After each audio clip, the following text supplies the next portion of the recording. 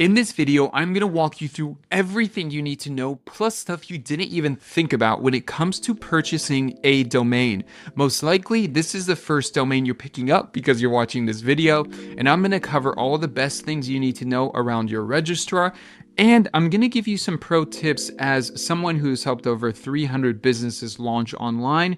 There are a few things you want to consider before you start buying domains, what you need, knowing what you don't need. Do you need to buy the .net, the .org, all that other stuff? We're going to talk about that right now in this video. There will probably be 3 to 5 core sections as we discuss this. So definitely check out the timestamps below if you do need to jump around. Now, as you can see on my screen here, you can see a list of the most popular registrars, and you've probably taken a look at a few of these already. A registrar is a place where you host your domain. The thing about domains is the technology is like 50 plus years old, and so the way they work is very dated, but this is how the internet runs, all of it. So you're going to want to look for a registrar. As you can see, GoDaddy is the #1 largest registrar on the planet, and I'm going to recommend using it. If you want to skip ahead, that's my point. That's what I'm going to get to, but I'm going to recommend using GoDaddy. The reason is because GoDaddy is going to be your best all-in-one solution for all your domains. What I mean is, let's say you're going to launch a website today, and maybe in the future, you don't even know yet. You might launch a software tool, or you might launch an app, or you might need to launch landing pages, or you need to figure out like subdomains and other things.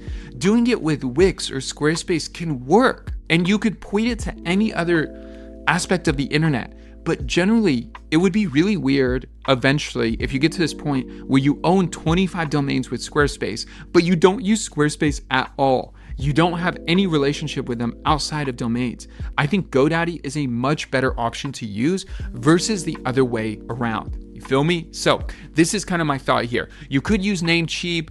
There's another one that I really like. Maybe it's Cloudflare. I've kind of seen them all. I've used them all with the 300 plus sites I've like built or connected domains for. I understand DNS Records really well. I have never had a problem with GoDaddy. Their support has been super helpful. It's a really great setup. It's not the most user-friendly because they have so many other features that they try to like get you locked in with, which I'm going to help you avoid all those extra fees in a moment here once we sign up. But I'm going to say just go with GoDaddy. Now, if you go with another one, it's not the worst case scenario. It's just not scalable. I have domains that I connect to so many different things from my one GoDaddy account without having domains anywhere else or forgetting, oh, I have one domain with Squarespace, I have one with Wix, I have one with GoDaddy, I have one here. It's like the best to have it on one spot. Okay, that is my next major thing. So that's going to lead us going into GoDaddy. Now, in GoDaddy, I found a domain that I love, which is this Course Creator Academy. You can see here, I could buy this right now for $20 a year. The average domain is going to cost you between $10 to $30, maybe $40 a year. Not a month, but a year. Now, this does not include your website. This does not include your email. This does not include any other hosting. So if you get a website with Squarespace, you're going to pay Squarespace and you're going to pay for your domain. Those are two separate things. If you want your email with Google Workspace or something else, you are going to pay for that as well. Those are all separate entities of your digital presence. Cool. So we're looking at this domain, $20 a year. That's great. But what a lot of people get stuck at, which I'm going to save you a few steps here. What a lot of people get stuck at is they just think this is what they're going to buy and go from there, or that they need to buy all these random domains. I'm going to talk about this. There's .info, .xyz, .store, .shop, .art. We're going to talk about that. But before we do any of that, we want to figure out something that's really important. Now, first of all, creativecourse.academy. That's cool. Let me check out the .com. Usually the .com is what I'm gonna want. This is available, but it's $6,300. This could be like a no-brainer for you, or this could be like, hey, that's a big investment, and I'm not sure if I want to make that right now. This is kind of how I approach something like this. Not the pricing factor, but like the domain and verifying if I want this domain. What I would do is I go to Google and I type in Creative Courses or Creative Courses Academy, whatever it is, and I would just do a search. Now, doing a search like this is going to help me understand what the landscape is of the current search environment. And I know a lot of things are going to like AI agents or LLMs and things like that. But it's still important to make it as easy as possible for someone to search your brand and be able to find you immediately. And that's why something generic like Creative Courses might not be the best look. Creative Courses Academy might be a little bit better, but this is, as you could see, these aren't necessarily titled Creative Courses. Like Creative Live, that's the name of the company. And then Skillshare, online classes for creatives, online courses for creative professionals. These are not specifically the course. So what I'm trying to say is creativecourses.com may rank well here. It's not very competitive and you could show up. At the same time, it is generic enough that it kind of doesn't add value to you. It doesn't point out who you are. And there's enough competition that this could be anything. So there's a few issues here I would see. So unless we spell creative differently or we just took a different approach. Creative Courses, maybe say like, I'm thinking of this like off the top of my head, Creative Courses 1 or something more creative. Now, I'm going to show you my process of getting to something, but you do want to think of something that's going to make you unique in some way so that when people search for you, they can find you. And it doesn't, how do I say this? It doesn't need to be unique just to be unique. It just needs to be something that you can either rank for, that's the goal, or there's not a lot of stuff happening there so that once you start showing up, your brand will show up. Sometimes people choose generic names like Red Shoe, I don't know. And it's like, you're going to be competing with all of this. It might be like a cool personal story for you, but trying to compete with all of this is going to be a lot of work before you even start to show up anywhere on the page. That's what I would pay attention to. How hard is it going to be for you to show up at the top of the search results for specifically your brand? But once you decide that, actually before that, there's also this tool, which I absolutely love because sometimes you're looking, you're like, oh, the .com's not available. Like, so you want to look for a lot of different domains. This website is called instantdomainsearch.com. And everything in green is available, and then there's premium and other stuff. But here you could come in and just type in something you like. So in our case, like maybe where like Creative Courses would be a take. It's like, this one's taken because creativecourses.com was like $6,300. Creative Academy, maybe that's something. That one's taken as well. Creative, let's do Create Academy. Maybe that, okay, that's taken. But then you can start to see like createacademy.ai is available. Maybe we want that. Maybe we go back to creative. So you could easily see a lot of different domain options here and then decide what you like. Now we're going to go back to our academy.academy. I like this one. Great name. It's simple. It works. And we're going to purchase this one. But I would take note here, it asks to bundle this. When it comes to buying variations of your domain, I would just be mindful of who you are, your business, your industry. There's a lot of things to consider here. But the core thing I would pay attention to is what do you actually think would be relevant in terms of people either trying to steal your traffic or come up in place of you or use and see it as a replacement of yours and think it's you. So the .info.xyz, I don't think if I saw this that I'm going to think it's the same website, but you could buy a few of these. Now, the hardest part here is you just kind of got to figure out what your business is, the name is, all of that stuff. So personally, I own like Vibes Academy. This one you'll see is going to be taken. You can see, yeah, it doesn't show up, but there's a lot of other options. So vibesacademy.co, I don't own that one. Maybe that could be a good one to buy. But the reality is, as you can see here, there are a ton that you could buy. And there are only even more and more that have been released. There are so many. I'm not even showing you all of them. This isn't. So I wouldn't fret on this. You might buy a few core ones and stick to that. Just like maybe the .co, maybe the .ai if that's relevant to you, maybe a misspelling of it in some way or something. Like for me, it might be Vibe Academy. That would be interesting. Like I think that one's taken, but vibeacademy.com or something like that. The .org isn't necessary because we're not a nonprofit unless I think I'm launching a nonprofit. I think this generally will be more than enough for us to get started and do what we need.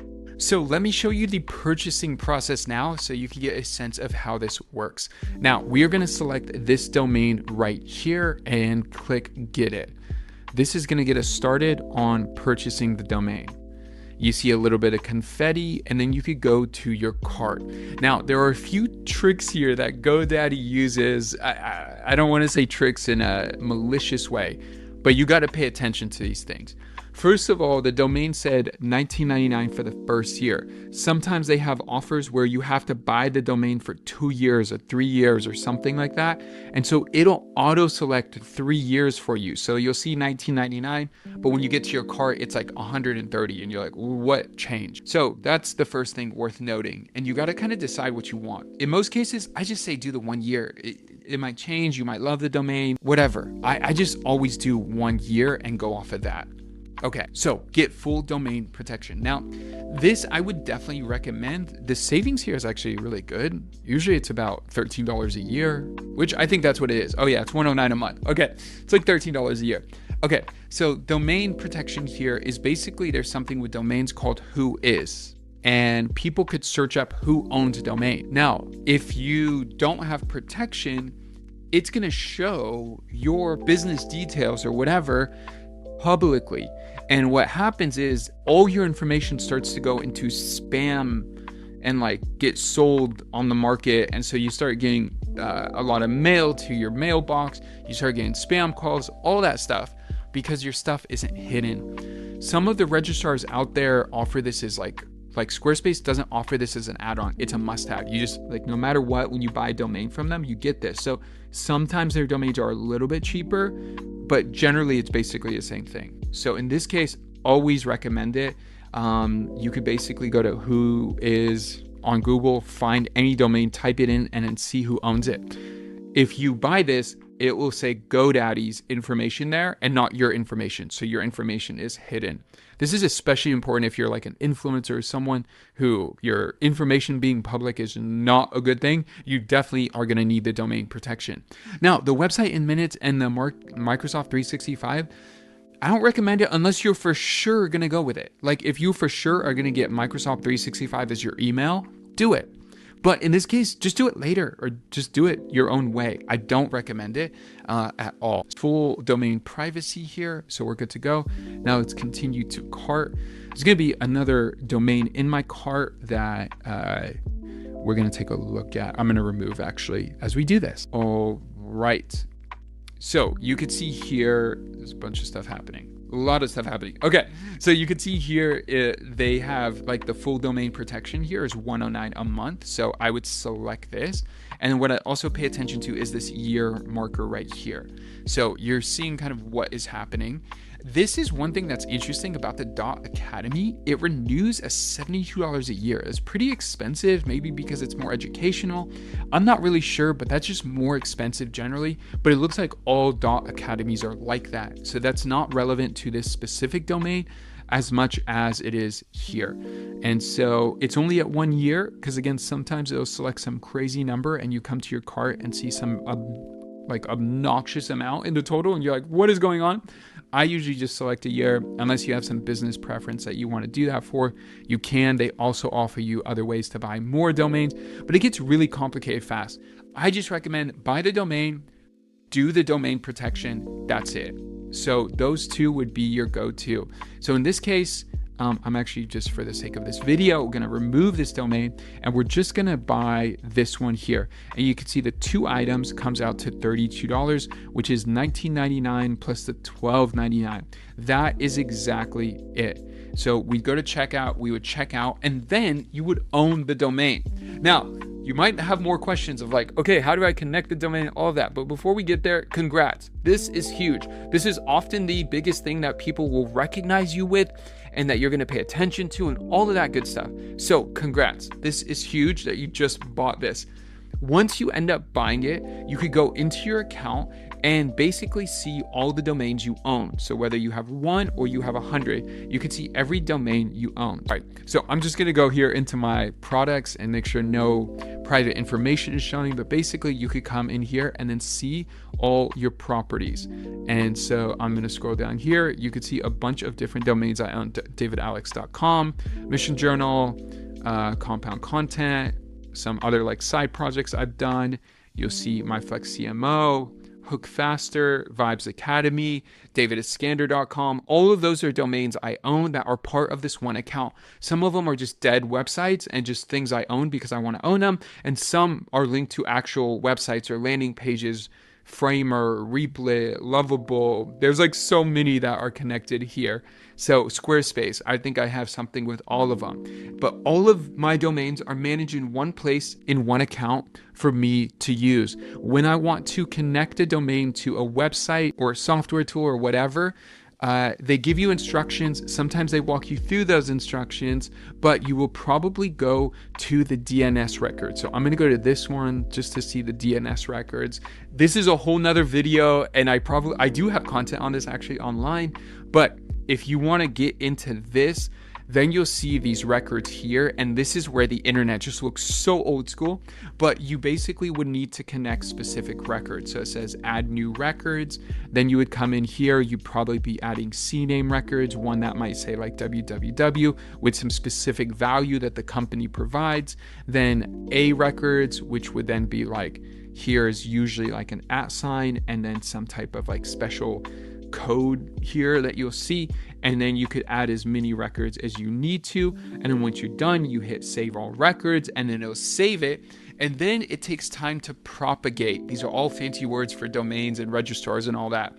So once you set it and you hit save all records and it's saved and it's good to go, it takes 24 to 72 hours to propagate against all the internet, which just is part of the process. So that's how you buy a domain and then get started with a domain, but you could use this to connect it to, maybe this is your question too, I should have said it earlier, but if you use GoDaddy, you could connect it to Squarespace, Webflow, Framer, Replit, Lovable. If you're building any kind of tool, you can connect it through here. And so it's really, really powerful. It's really, really useful. Once you have the domain, everything else works around it. And this is how you're going to save a ton of money by doing it the right way the first time, not having to switch domains, to switch registrars, to transfer domains. That's a lot of work that we're going to avoid. And the risks involved with that is a lot of risk that we're going to avoid by doing it this way, the right way the first time. Thank you so much for watching. If you have any questions, drop them in the comments below. With that, I'll see you in the next one.